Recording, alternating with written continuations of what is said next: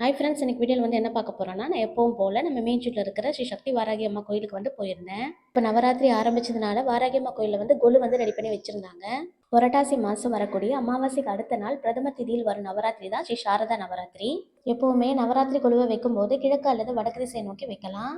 3, 5, 7, 9, 11 வரைக்கும் கூட குலுப்படிகள் அடுக்கலாம். மரம், செடி, புல், பூண்டு, புழு, பசு, புலி மற்றும் மனிதன் என எல்லா உயிரினத்திலும் தேவி இருக்கிறதுனால தேவியை பார்க்கணுன்னு தான் நவராத்திரி நாளில் கொலு வைக்கிறாங்க.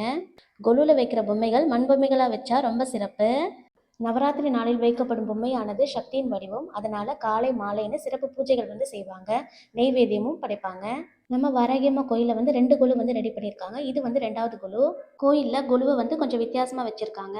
நவராத்திரி கொலுவை வைக்கும்போது முதல் படியில் செடி கொடி, 2வது படியில் நத்தை சங்கு, 3வது படியில் கரையான் எறும்பு, 4வது படியில் நண்டு வண்டு, 5வது படியில் பறவை மிருகம், 6வது படியில் மனிதர்கள், 7வது படியில் ராகவேந்திரர், ரமணர், முனிவர்கள், ஆதிசங்கரன் அந்த மாதிரி, 8வது படியில் தேவர்கள் அதாவது கடவுளோட பொம்மைகள், 9வது படியில் முப்பெரும் தேவியர் அதாவது அம்பாளோட பொம்மைகளை நம்ம வைக்கலாம்.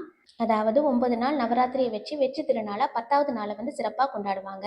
நவராத்திரி முதல் நாள் மாகேஸ்வரி உட்கார்ந்த ரூபத்திலும், 2வது நாள் ராஜராஜேஸ்வரி நின்ற ரூபத்திலும், 3வது நாள் இந்திராணி உட்கார்ந்த ரூபத்திலும், 4வது நாள் உருத்திராணி மகாலட்சுமி நின்ற ரூபத்திலும், 5வது நாள் மோகினி அபிராமி நின்ற ரூபத்திலும், 6வது நாள் சண்டிகா தேவி தனலட்சுமி நின்ற ரூபத்திலும், 7வது நாள் சாம்பவி சந்தானலட்சுமி உட்கார்ந்த ரூபத்திலும், 8வது நாள் நரசிம்ம தாரணி அன்னபூரணி உட்கார்ந்த ரூபத்திலும், 9வது நாள் மனோன்மணி உட்கார்ந்த ரூபத்திலும், 10வது நாள் சாமுண்டி மகிஷாசுர மர்த்தினி நின்ற ரூபத்திலும் தேவியை வழிபடுறாங்க. தேங்க்ஸ் ஃபார் வாட்சிங்.